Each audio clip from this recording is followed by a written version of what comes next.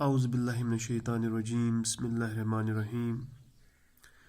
Dear viewers, Assalamu alaikum wa rahmatullahi wa barakatuhu. I am Muhammad Salim, teacher, Boys High School, Porupet. This is our 9th class. Subject is mathematics, and we are going through the chapter constructions. And today we are going to construct a 75-degree angle. It is one of the angles which comes in the table of 15. 75 is one of the numbers which comes in the table of 15, and we are constructing those angles which come in the table of 15. Besides those 7 important angles, you already know: 60 degree, 120 degree, 180 degree, 30 degree, 15 degree, 90 degree, 150 degree. We are now constructing these few more important angles. And our latest construction was 45-degree angle.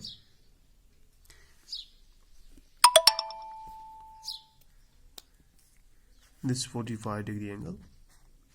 Now today's construction will be about 75-degree angle. Okay. Coming to our construction of 75-degree angle, we will first draw a line segment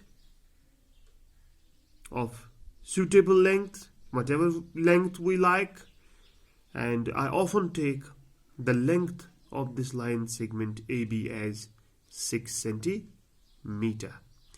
Now what should we do? We should know that 75-degree angle, it comes between 75-degree angle, it comes between 60 and 90.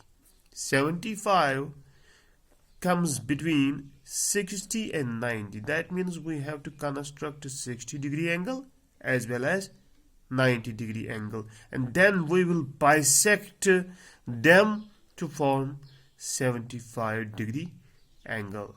So to construct a 75-degree angle, we must first construct 60-degree and then 90-degree. Okay. As you all know that we can put the radius of this compass, we can put the width of this compass as 2 centimeter. यहाँ पे आपको more than half of the length of AB लेने की जरूरत नहीं है. वो तब लेनी होती है more than half जब आपको बाइसेक्टर डालना हो, तो उस वक्त मैं आपको बताऊंगा. तो इस वक्त आपको जरूरत नहीं है कि आप more than half of the length of the line segment AB आप लोगे. यानी यम line segment के नेस्प खोता अलाव दपक से रेडियस निम्बु विकेन जरूरत छुन्नन की स्टेमी आसान न्यून ये नेस्प खोता अलाव ये विजय बाइसेक्टर आइस त्राउन. तो लिहाजा ये चुना जरूरत की हम पॉइंट ए पे सीधे रख के यहाँ पे मेन आर्क डालेंगे. और मैंने कितनी रेडियस रखी है? मैंने लगभग ऑलमोस्ट 2 सेंटीमीटर का रेडियस रखा है यहाँ पे. तो यहाँ पे मैं मेन आर्क डालूंगा. ठीक है. This will be our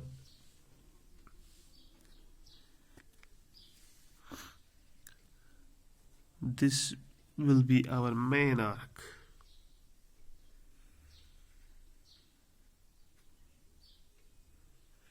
Okay, this is our main arc, and now this main arc has intersected this line segment AB at point C.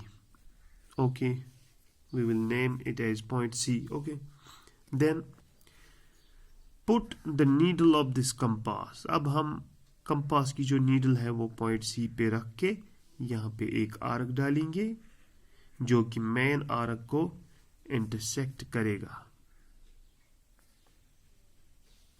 यहाँ पे मेन आर्क इंटरसेक्ट हो रही है इंटरसेक्ट हो गई। अब यहाँ पे हमें पॉइंट निकला है, कौन सा पॉइंट निकला है यहाँ पे, यहाँ पे कौन सा पॉइंट निकला है, इस पॉइंट का नाम हम अक्सर रखते हैं डी। अब अगर हम पॉइंट ए और डी को मिलाएंगे तो हमारा 60 डिग्री एंगल बन जाएगा।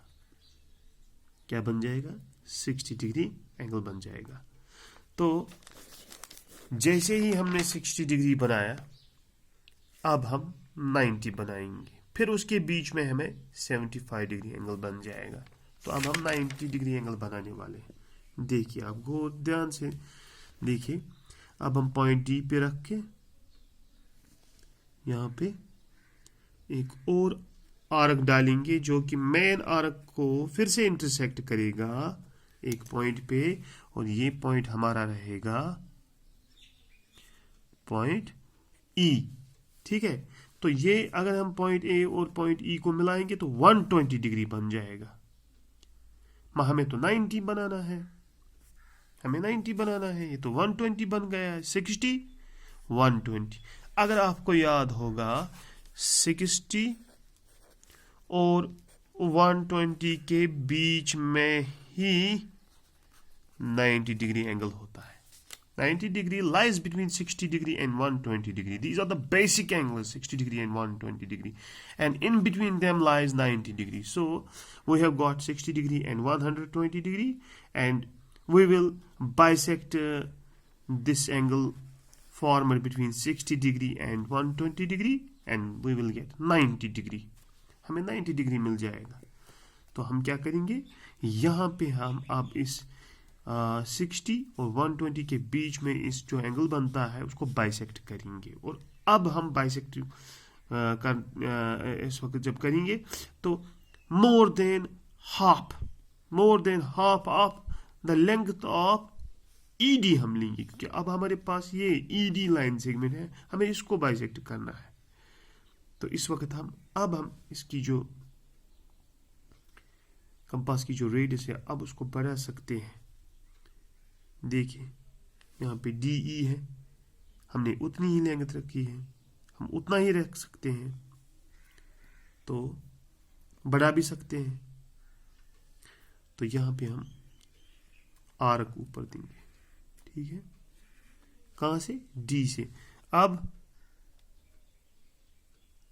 हम पॉइंट ई से भी आर्क देंगे और इसको प्रीवियस आर्क को इंटरसेक्ट करेंगे। तो प्रीवियस आर्क को इंटरसेक्ट करके हमें पॉइंट एफ मिल गया। ठीक है, this will be our point F. अब अगर हम पॉइंट ए और एफ को ज्वाइन करेंगे तो हमारा 90 डिग्री एंगल बन जाएगा। चलिए इनको अब मिलाएंगे। 60 और 120 को मिलाने की जरूरत नहीं है, मगर 90 हम बनाएंगे, क्योंकि जो 75 डिग्री एंगल है वो 60 और 90 के बीच में पड़ता है। तो अब हम इनको ज्वाइन करेंगे। किस किस को ज्वाइन करेंगे? पॉइंट ए और पॉइंट एफ। पॉइंट ए और पॉइंट एफ को हम आपस में मिलाएंगे। तो स्केल हमारे पास होनी चाहिए। अगर स्केल नहीं है तो हम सेट स्केल से भी इसको मिला सकते हैं। तो मैं इसको यहाँ पे मिलाऊंगा, पॉइंट ए और पॉइंट एफ को। आप लाइन पे रहिए, मैं इनको जोड़ता हूँ, पॉइंट ए और पॉइंट एफ।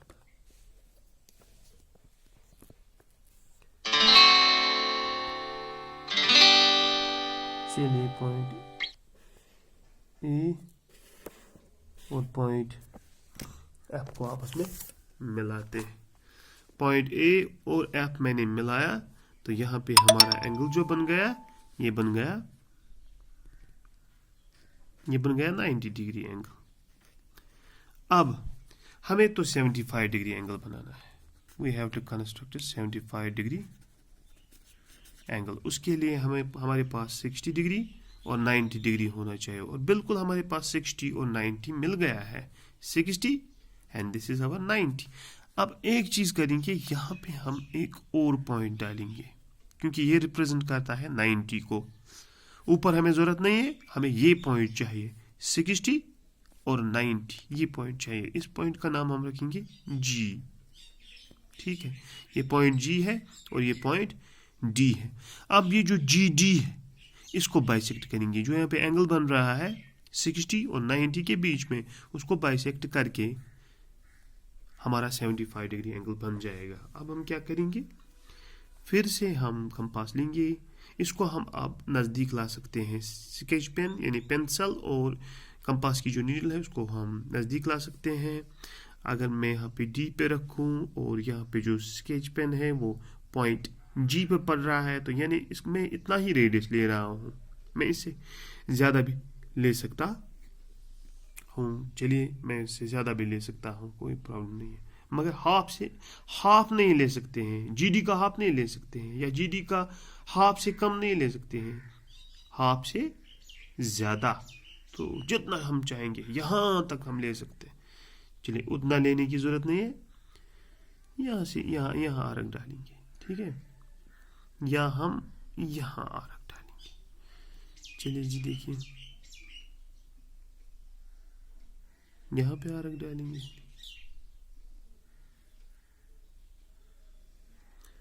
चलिए जी, मैंने यहाँ पे आर्क डाली, पॉइंट D से मैंने यहाँ पे आर्क डाली, क्योंकि पॉइंट D रिप्रेजेंट करता है 60 डिग्री को। अब पॉइंट G पे रखता हूँ, क्योंकि ये पॉइंट रिप्रेजेंट करता है 90 डिग्री एंगल को। अब हम इनको बाइसेक्ट करेंगे। देखिए, यहाँ पे ये बाइसेक्ट हो गए, आपस में हो गए ना बाइसेक्ट। अब हमारा कौन सा पॉइंट निकला, G के बाद क्या आएगा, पॉइंट H। ये हमारा पॉइंट H रहेगा। अब हम पॉइंट A और पॉइंट H को मिलाएंगे, हमारा 75 डिग्री एंगल बन जाएगा। चलिए, अब हम पॉइंट A और H को आपस में मिलाते हैं। चलिए देखिए, पॉइंट A है और पॉइंट H, पॉइंट A और पॉइंट H को मिला के हमें 75 डिग्री एंगल बन जाएगा। तो आप लाइन पे रहे, मैं पॉइंट A और H को मिलाता हूँ। चलिए जी, मैंने पॉइंट A और H को आपस में मिलाया। देखिए, पॉइंट A और पॉइंट H को मिला के हमें 75 डिग्री एंगल बन गया। एंगल HAB, एंगल HAB, ये वाला एंगल हमारा 75 डिग्री एंगल है। अब हम अपने हाथ से यहाँ पे आर्क डाल सकते हैं इस लाइन सेगमेंट से इस नीचे वाली लाइन सेगमेंट तक। इस लाइन सेगमेंट से इस लाइन सेगमेंट तक मैंने आर्क लगाई हाथ से ही, और यहाँ पे मैं लिखूंगा इसको 75 डिग्री। ठीक है, तो 75 डिग्री जो है ये लाई करता है 60 और 90 के बीच में। ये 60 है, ये 90 है, तो ये इनके बीच में पड़ता है। तो उसके लिए हमें यहाँ पे बाइसेक्टर डालना पड़ा, एंगल बाइसेक्टर डालना पड़ा। तो फिर हमारा ये एंगल 75 डिग्री निकल गया। इसका मतलब वो यहाँ से यहाँ तक 60 है, फिर 60 से आगे 15 यहाँ तक है, फिर 75 बन जाएगा। और अगर हम 75 को और 15 ऐड करेंगे तो 90 बन जाएगा, और ये हमें पता है ये 90 डिग्री है।